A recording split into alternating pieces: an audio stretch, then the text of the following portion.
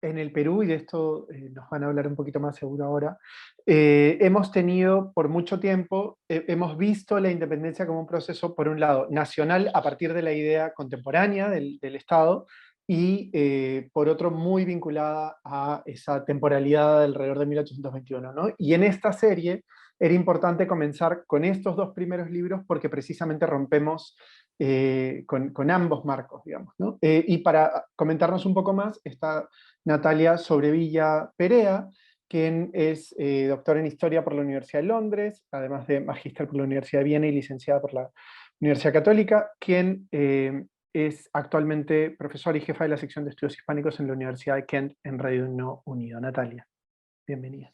Muchísimas gracias, Jaime. Es para mí un gusto también estar aquí en el marco del Congreso Nacional de Historia hablando sobre esa colección documental que me parece muy importante. Es además un gusto estar acompañada de colegas eh, con quienes he trabajado mucho, con quienes compartimos muchos intereses, pero sobre todo quería volver a hablar así casi inmediatamente sobre la colección misma. Me parece que la colección nos permite una nueva mirada, es decir, esos son textos conocidos, pero que se tienen que conocer más. Me parece que justamente porque rompen este marco tanto temporal como espacial, que es muy importante, es útil verlos de esta manera. Me gustó mucho en la introducción de Pablo. Yo estuve hace 5 años en Tucumán en las celebraciones del Bicentenario de la independencia de las Provincias Unidas de América del Sur, donde el invitado de gala fue el rey de España emérito, lo cual fue bastante interesante, a lo que fue bastante criticado. Mauricio Macri consideraba que invitar al rey de España venía al caso, lo cual es interesante cuando se piensa que la Argentina es usualmente el lugar con más distancia del realismo, mientras que el Perú es usualmente el más cercano. Así que volviendo a eso. Pero el compendio que compartimos con ustedes, como les comenta Pablo, nos da una visión sobre el ejército que se va a crear en el sur del Perú para tratar de frenar el avance de las tropas enviadas por la Junta de Buenos Aires. Pezuela, que es un militar borbónico muy tradicional, tiene una costumbre de tomar nota de todo lo que está sucediendo. Hay unos mapas que son muy interesantes y también hay una serie de ilustraciones que probablemente son de mano del mismo Pezuela. Este tipo de acuarelas, Pablo y yo las hemos visto en su colección en Santander, y no son solamente las que están en el compendio, sino hay unas acuarelas muy similares en el reporte de la creación de la fábrica de pólvora que organiza Pezuela en Lima en 1806. Él es el que está haciendo todo este tipo de trazados, así que también nos muestra una serie de conocimientos sobre la guerra que son muy interesantes. Usualmente la narrativa de la independencia tiende a ser esta idea triunfante de la nación que va a vencer, como nos decía Jaime, pero un poco volver a las fuentes nos permite volver al periodo mismo, volver a los actores y a las personas que participaron. Otra de las cosas que nos muestra Pezuela con su agudo ojo de observador es la manera como los diferentes grupos indígenas de las localidades participan en estas campañas, el rol de las mujeres que están acompañando a las tropas, cómo ellas los alimentan, la manera como se utilizan a grupos indígenas en ambos bandos, a veces para cargar cañones, como en estos empinados cerros, la presencia de los gauchos que menciona Pezuela en el lado de los rioplatenses. Entonces nos va a dar muchísimo color y muchísimo conocimiento. Ahora voy a salirme un poco también del marco mío y voy a hablar un poco de las memorias de Miller, porque si bien yo no las he prologado, sé que el prólogo lo ha hecho Scarlett O'Phelan, invito a todos ustedes a leerlas. Yo considero que las memorias de Miller, de Guillermo Miller, son una de las fuentes más entretenidas para entender el proceso de independencia peruana. Guillermo Miller escribía cartas a su hermano John y en base a estas cartas, muy pronto después de la guerra, se las edita, las organiza y las presenta como libro, y el libro también se traduce muy pronto, se traduce por Mariano Torrente en 1828, ya está publicada la edición en español. Entonces es muy fresco. Me imagino que Alex nos hablará más sobre la historiografía, pero Miller es uno de los primeros actores de haber estado presente en esas contiendas, de tener este material en discusión pública, ¿no? Incluso se llegan a quemar algunos de los volúmenes por parte de uno de los enemigos personales de Miller, que es John O'Brien. Entonces ahí hay una serie de cosas interesantes, pero lo traigo a colación porque tanto Miller como Pezuela nos narran en primera persona sus experiencias de la guerra. Y entonces me parece que eso es algo muy importante de rescatar, porque realmente nos acercan como lectores al mundo que están viviendo los mismos protagonistas. Eh, Obviamente, como dijo Pablo, a las fuentes siempre hay que interpelarlas y siempre hay que preguntarse cuando uno las lee, qué mensaje nos está dando, qué es lo que estamos viendo, por qué están escribiendo estas cosas para la posteridad, para otros, para su engrandecimiento. Sí, por supuesto, pero tanto Pezuela como Miller comparten la mirada de una persona que no es de la localidad.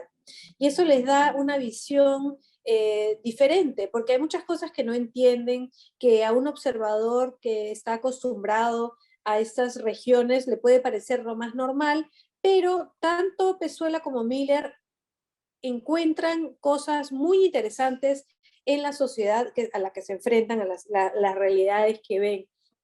Y como el pasado dicen que es como un país extranjero, de alguna manera estos extranjeros, porque son personas que no son de estas localidades, tienen una visión que nos permite a nosotros acercarnos con mucha más cercanía a una realidad. Y entonces, tanto el compendio de los sucesos ocurridos de Pezuela en sus campañas en el Alto Perú, como las memorias de Miller, me parece que son dos excelentes textos que además se prestan mucho para una lectura general, que no son textos complicados, ambos tienen estudios introductorios, el de Scarlett O'Fellan y el nuestro, que realmente lo ponen en contexto para que un lector general pueda realmente disfrutar y sentirse en ese mismo momento. Obviamente que estos trabajos tienen mucho uso para la historiografía. Yo acabo de publicar un libro sobre independencia que hace bastante uso de ambos textos, más del de Miller, pero en todo caso los utiliza bastante. Pero igual me parece que un lector general, escolares de últimos años, estudiantes, deben realmente tener una posibilidad de leerlos, y agradezco este esfuerzo que se ha hecho desde la Comisión Bicentenario de ponerlos a las manos de todos y todas las lectores del país. Agradezco también el hecho de que están ahora siendo publicados en papel, están también en línea, y los invito a todos a disfrutar de ellos. Gracias. Gracias, Natalia. Efectivamente, primero recordarles a quienes nos acompañan que los libros de esta serie y todas las demás publicaciones que tenemos están efectivamente en digital en bicentenario.gov.pe/biblioteca. Pueden entrar ahí y van a encontrar todo lo que ya hemos publicado, y les recomendamos entrar ahí en un mes y en dos y en tres, porque vamos a seguir, como decía, publicando más libros. Y efectivamente esos dos libros que cuenta, bueno, como dice Natalia, toda la serie, no solo esos dos, sino toda la serie está pensada como libros que están hechos por historiadores y que dan un panorama globalmente que es interesante para otros historiadores, pero que particularmente están dirigidos a estudiantes de historia y estudiantes de finales de la escuela y a la ciudadanía en general. Y nos pareció importante comenzar precisamente con estas historias de vida en primera persona, que además ya hemos ido trabajando un poco con algunos docentes de escuela y que entran perfectamente en estas competencias que ellos manejan de fuentes históricas y tal. Así que los invitamos también a los docentes que nos están viendo a mirar esos libros. Y otra fuente son las memorias de Prubonena, ¿no? Y nos acompaña también Elizabeth Hernández, quien preparó, que hemos publicado la selección y ella preparó el prólogo. Ella es educadora y doctora en Historia de la Iglesia en América Latina por la Universidad de Navarra, y entre otras cosas ha publicado recientemente el libro José de la Ribagüero y Sánchez Boquete, 1783-1858, y es docente de la Universidad de Piura. Elizabeth, bienvenida. Muchas gracias por este reencuentro, ¿no? con queridos colegas y con queridos amigos. Y agradezco en primer lugar pues, la invitación a participar en este panel, pero también, ¿no? La invitación a participar de esta aventura, ¿no? En la que todos estamos muy contentos, porque efectivamente se trata de fuentes, de una reedición de fuentes, de una urgente lectura, para volver a pensar y, como se dice, repensar, ¿no? El título del Congreso, la República, pero repensar también todo lo que lleva a ella, que vendría a ser el proceso o los procesos de independencia.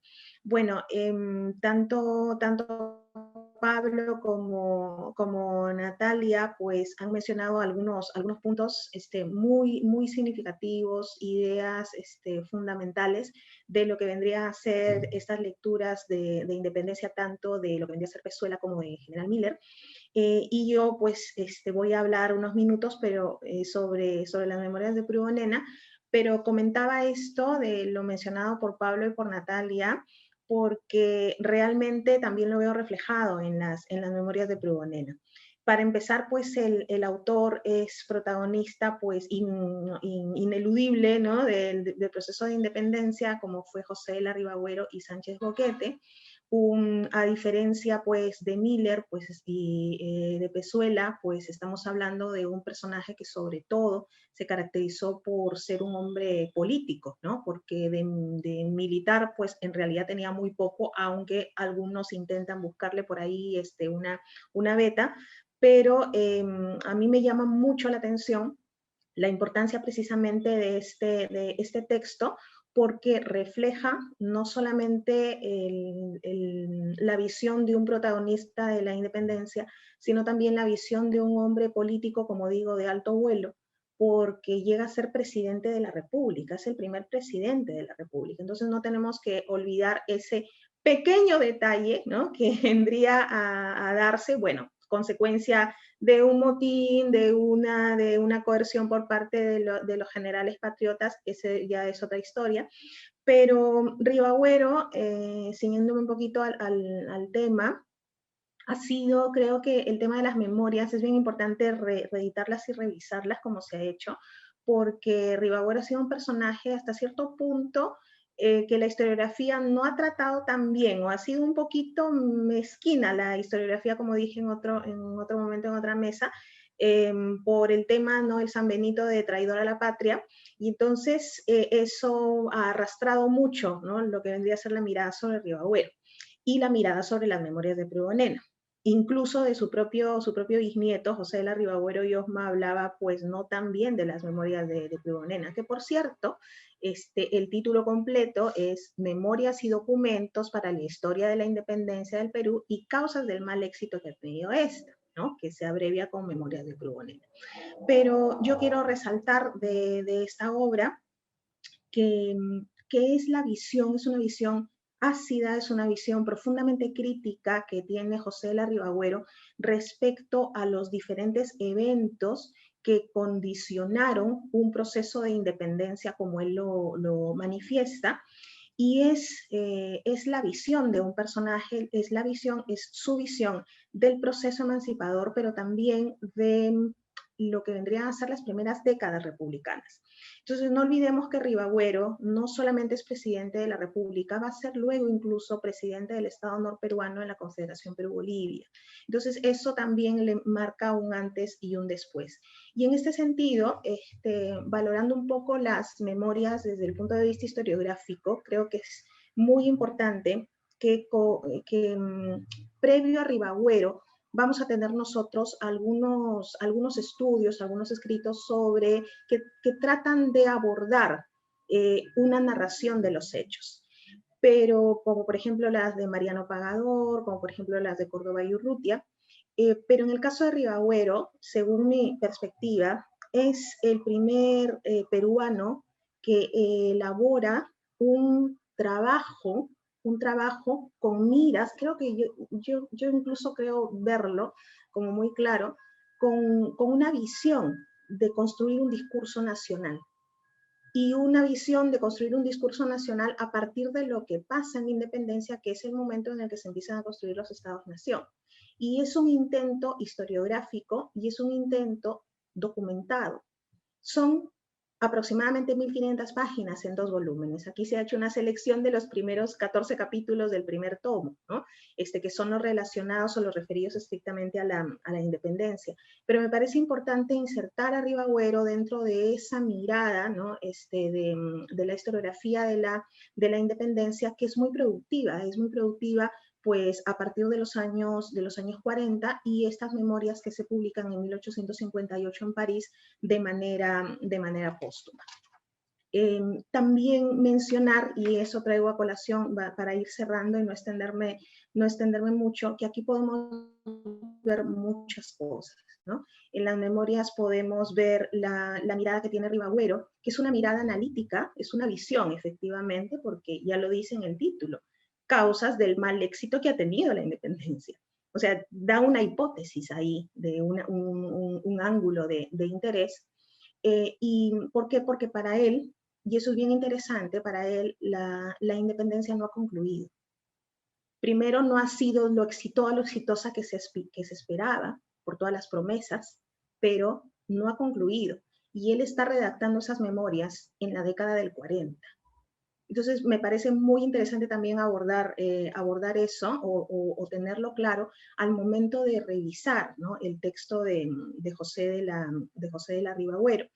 Y claro, es un hombre sumamente polémico, también en muchos aspectos, pero solamente menciono uno. Fue primer presidente del Perú y él era un monárquico, ¿no? Porque él habla de la monarquía, incluso en las propias memorias hace una argumentación a favor de la monarquía, a raíz un poco de lo que comentaba del plan monárquico de Belgrano, Pablo, pero que también hay que ver ese ángulo porque es una visión política de unos intentos políticos que no van a tener éxito, pero eso no significa que no existieron. Y Ribagüero forma parte de ese grupo de monárquicos que tenían mucha vigencia en ese momento, ¿no? También se ven las conexiones, ¿no? Lo que hablaba Pablo de esas conexiones regionales, ¿no? Dentro y fuera del virreinato en los procesos de independencia. Entonces, es una manera, estas lecturas, ya no me centro solamente en las memorias de Pruvanena, es una manera de ver, ¿no? Esa dimensión continental de lo que vendría a ser el proceso de independencia, la complejidad de la que hablaba Natalia, tiene que ver con esos niveles de análisis. Y entonces, en este sentido, pues yo creo que las memorias de Pruvanena que se presentan en esta colección de lecturas de la independencia se unen también en ese cometido de revisar la complejidad de la independencia, ¿no? Fue un momento sumamente complejo para sus protagonistas. Es decir, tenemos la ventaja de que lo dejaron por escrito, dejaron sus expresiones, sus emociones, sus sentimientos, sus angustias, sus desesperanzas, y eso también forma parte de la historia de la independencia, ¿no? Nada más, muchas gracias. Gracias de nuevo por esta oportunidad. Gracias, Elizabeth. Y efectivamente, bueno, dos libros que vienen, como dije al principio, esperábamos ya tenerlos listos para el Congreso y en realidad están listos, pero luego la administración del Estado tiene sus complejidades.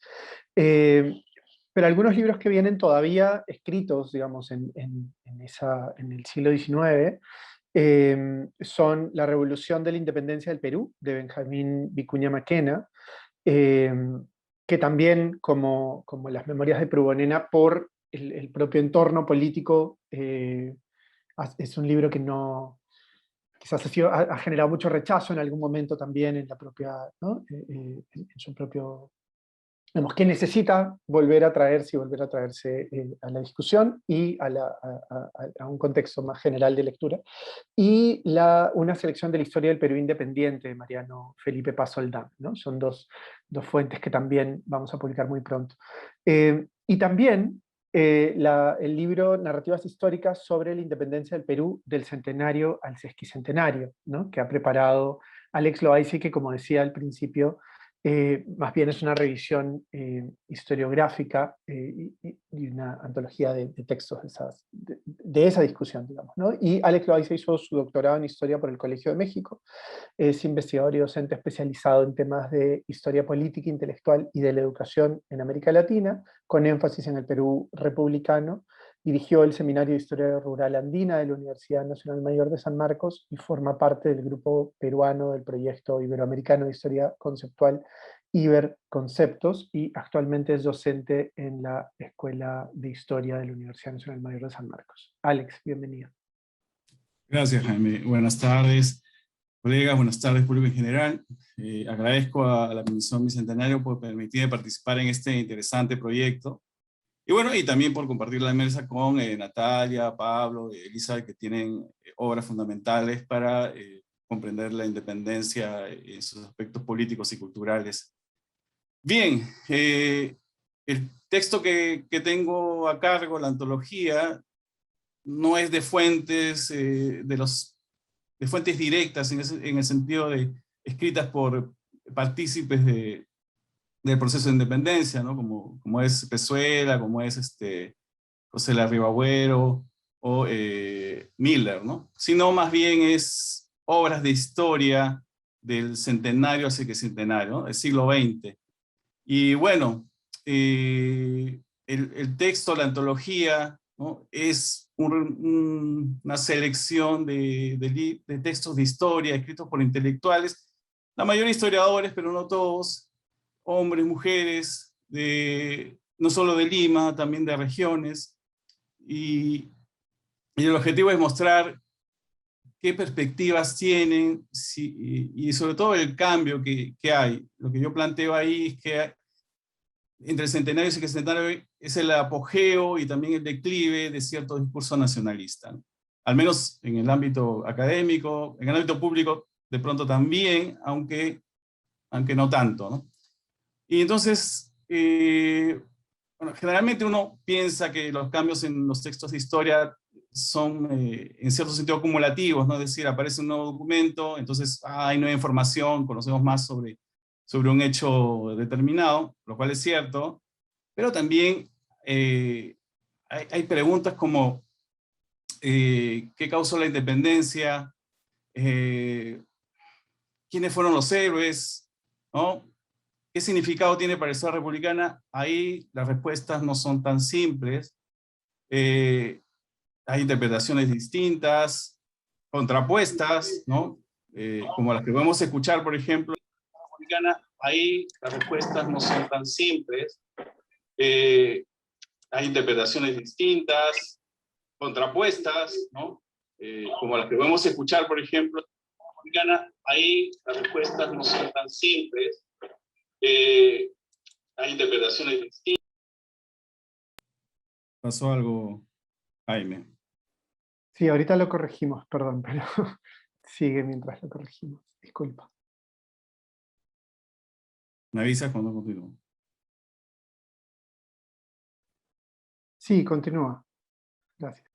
Bien, hay interpretaciones distintas, entonces ahí hay un problema, ¿no? Y de hecho, en la mesa que moderó Natalia ayer, se pudo ver la interpretación de Heraclio Bonilla con la de la doctora Guerra, pues eran muy distintas, ¿no? Y bueno, y más aún con las de Víctor Peralta.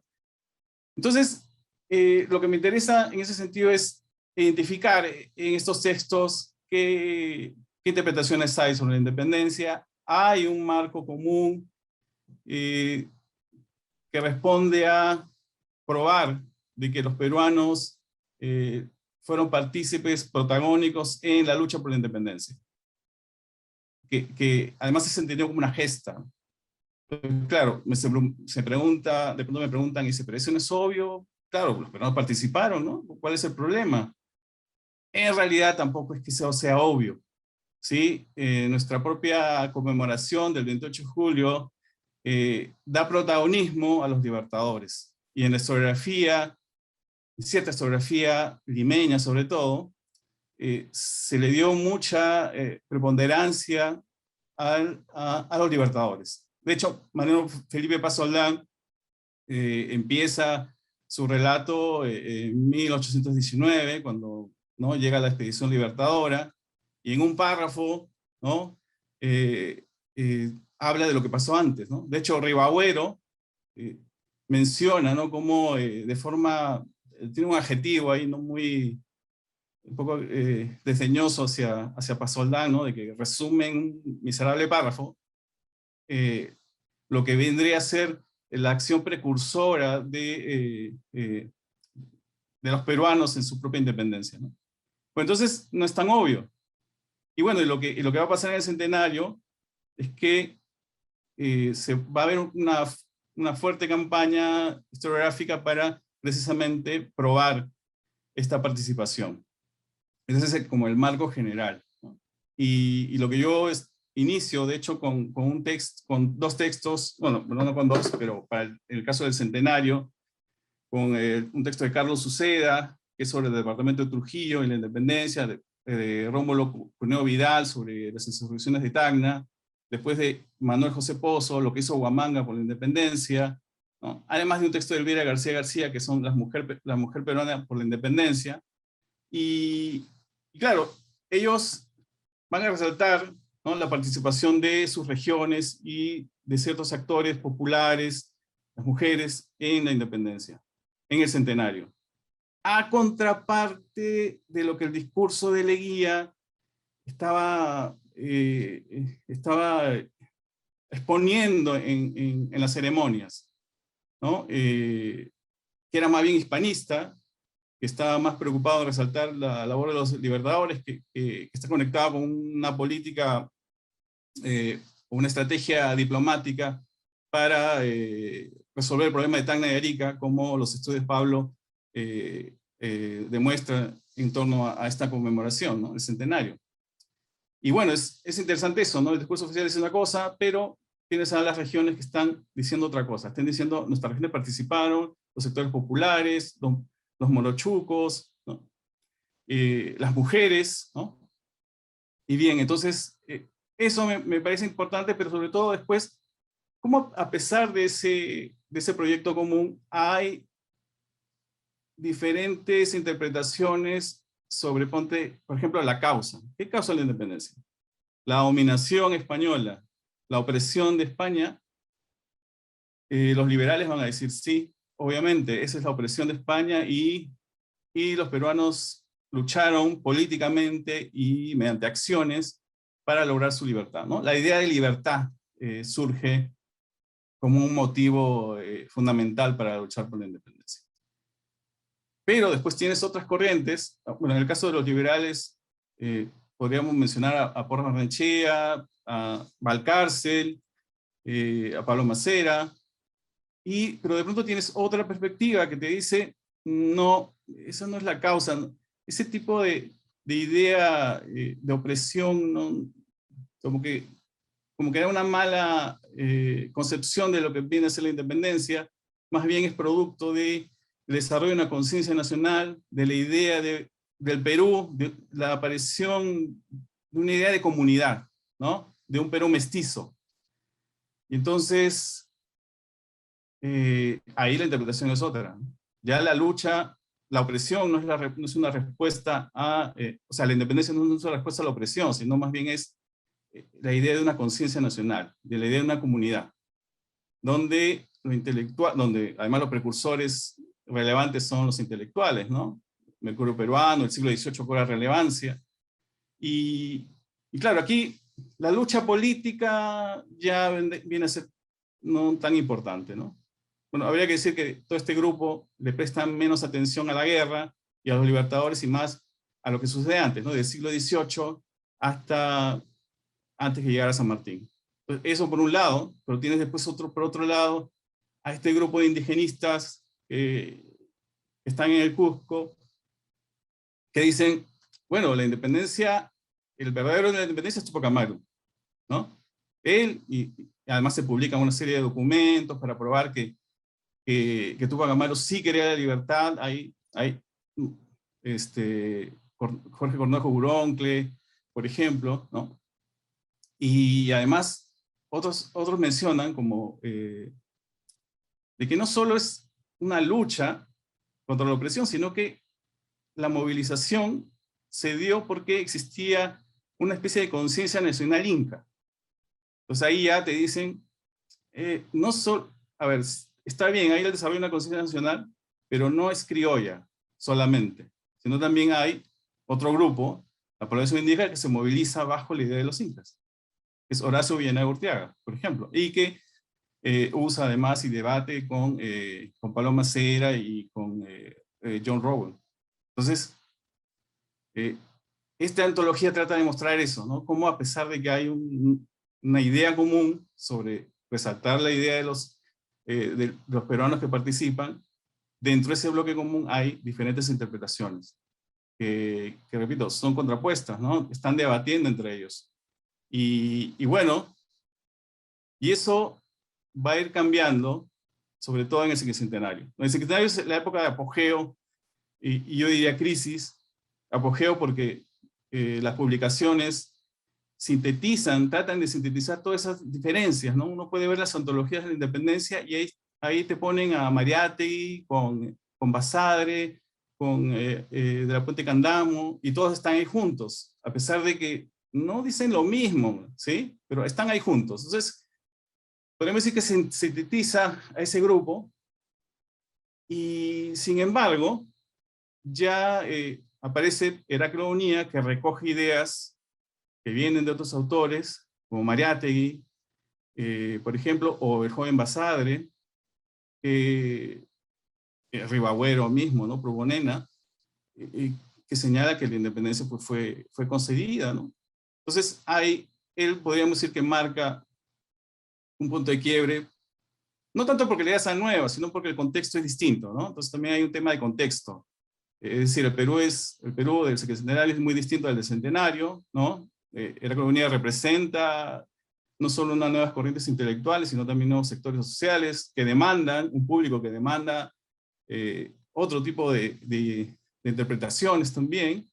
Y bueno, y el texto de Bonilla fue en ese sentido importante, porque generó debate, ¿no? Y precisamente el texto acaba con un comentario de Pablo Macera sobre el texto, resaltando sus virtudes, pero también señalando sus limitaciones. Y Jorge Basadre, quien en su texto de la Azar de la Historia, critica punto por punto las tesis de Heraclio Bonilla. Entonces, esa es la idea, ¿no? De presentar al público en general estos textos que algunos textos son más cortos que otros, ¿no? Pero que la idea es mostrar esta diferencia y el diálogo y el debate que hay entre ellos, ¿no? Eso básicamente. Muy bien, muchas Gracias. gracias, Alex. Se nos ha ido el tiempo volando. Y solamente recordar, bueno, primero otra vez que los libros están en bicentenario.gov.pe/biblioteca, que pueden seguir buscándolos ahora y dentro de algún tiempo, que estamos empezando a imprimirlos, está todo en digital, pero estamos comenzando a imprimirlos para que lleguen a través de la distribución gratuita a bibliotecas, fundamentalmente de universidades, bibliotecas públicas, etc. Y quizá cerrar, si es que quieren, con un último comentario, pensando en que si bien, digamos, las primeras fuentes que tenemos tienen que ver con la independencia, después vienen el centenario quizás como ese primer gran momento de mirar, justamente evaluar la independencia, marcar cosas importantes, ¿no? Que se marcaron ahí, que cambiaron un poco también las narrativas, ese viaje que nos acaba de contar Alex hasta el sesquicentenario, y quizás la pregunta que además nos hacen respecto de la colección en general y tal, es si se puede plantear algo así en el presente, ¿no? O sea, ¿cuál sería, qué habría desde el bicentenario? En realidad no lo lanzo como pregunta porque no hay demasiado tiempo para responderlo, pero lo dejo allí para el comentario de cierre de cada uno en el mismo orden, ¿no? Pablo. Sí, bueno, como comentario de cierre, reitero las gracias por la tarea de editar estas fuentes y estos trabajos historiográficos, en el caso de Alex, que me parece muy interesante ese recorrido temporal que acaba de mencionar Alex, que llega al centenario, al sesquicentenario, y tener presente siempre que las conmemoraciones los políticos hacen un uso del pasado, y los historiadores en diferentes momentos de sus épocas van por otros carriles y se entrecruzan, ¿no? Los usos del pasado en las conmemoraciones con los debates historiográficos en diferentes grados de profesionalización de la disciplina histórica. Y me parece muy interesante, bueno, ahondar esa hermenéutica, esa relación constantemente. Por ejemplo, ahora, en este instante, estamos conversando, digamos, sobre interpretaciones del pasado en el marco de un Congreso Nacional de Historia, ¿no? Profesional, de colegas, estudiantes, colegas, investigadores, en el marco de la conmemoración, ¿no? Una conmemoración que centra nosotros, que centra la autocelebración de la comunidad política llamada Perú, peruanas, peruanos, en una fecha simbólica, en un año simbólico, 1821, pero que es pretexto de estos otros discursos que minan cuestionan, ¿no? Es la centralidad del año 1821, en fin, me parece muy interesante, justamente como una meta historia, analizar esos vínculos entre conmemoración, usos del pasado, y interpretaciones historiográficas, y son estas palabras finales que me sugirió la exposición de Alex, ¿no? Que acá todo esto, Alex hizo una reseña del compendio de Pezuela, ¿no? En un momento, cuando se publicó por primera vez hace 10 años el libro, una excelente reseña. Bueno, agradezco y saludo a los colegas, las colegas, amigas y amigos. Muchas gracias. Gracias, Natalia. Yo sigo también con los agradecimientos, pero también con una invitación a todos los que nos están escuchando y a todos los que tengan la posibilidad de acceder a estos textos. Son realmente una oportunidad excelente, un esfuerzo grandísimo por parte de la comisión, pero también por parte de todos los colegas, el esfuerzo de decidir qué partes de los textos van, la edición, los prólogos, y que hay realmente una idea detrás de todo esto, que es un esfuerzo realmente por repensar, como dice este congreso, qué es lo que nos toca a nosotros en el Bicentenario, qué es lo que nosotros queremos decir, a qué textos queremos volver, y aquí estamos dando nuestros motivos por los cuales nos parecen importantes, y pido realmente a todos que aprovechen y los lean. Gracias. Bueno, sí, me sumo a los agradecimientos que ya en su momento formulé, y solo dos cosas, ¿no? Escuchando todas las exposiciones, creo que estos textos, sobre todo los que se han presentado del siglo XIX, pues son como una puerta abierta, ¿no? Para el conocimiento del momento mismo. Y entonces eso no nos podemos perder esa oportunidad. Y luego el tema historiográfico, la narrativa del centenario y del sesquicentenario es fundamental también para comprender al Perú del siglo XX, ¿no? Al hombre peruano, cómo cambió su visión, cómo se acercó también a estos eventos que son eventos fundacionales. Y lo último que quería comentar es que efectivamente, pues, 1821 es una fecha simbólica, ¿no? Y 2021 también en este sentido es una fecha también de conmemoración simbólica muy importante, pero siempre recordar que tenemos también otros bicentenarios, ¿no? Que venimos también pensando y repensando, que es parte también del objetivo, creo que del proyecto especial bicentenario y de la misma manera del Congreso Nacional de Historia en el que estamos. Muchas gracias y a leer, ¿no? Gracias. Bueno, sí.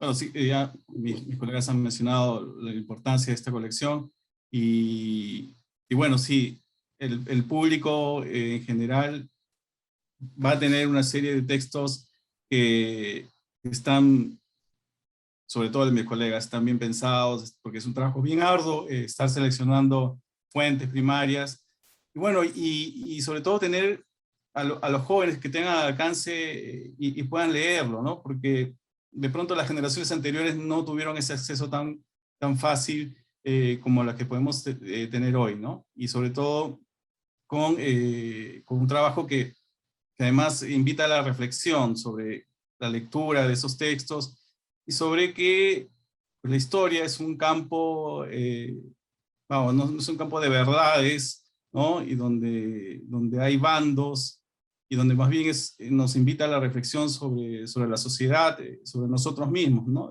Para construir un país más, más democrático, que trate de comprenderse y trate de colaborar mejor hacia un futuro, ¿no? Yo creo que eso también está detrás de esta colección y detrás de lo que quiere hacer la comisión, ¿no? Gracias.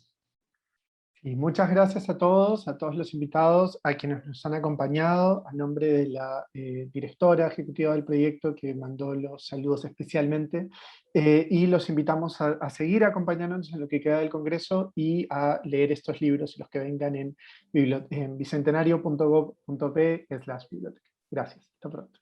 Bicentenario del Perú.